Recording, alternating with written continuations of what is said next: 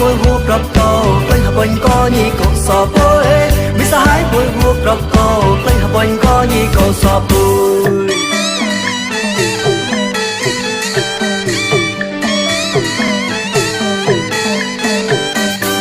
con ngựa tôi chắc bẹt lời con chê nhị sư cầu còn mịp chắc thế con ngựa tôi chắc bẹt lời con chê nhị sư cầu còn mịp cho thế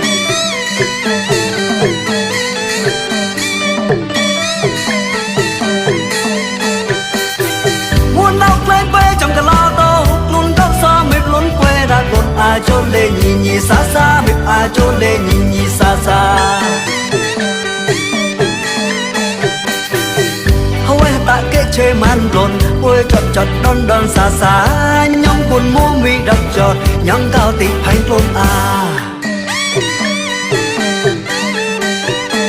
bên nóc đi phan kê chấp mà chẳng có muốn ọt nhị ao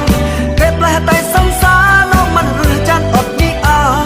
sao anh ấy có quê cái khó aman quê đồ hiền đã hư hà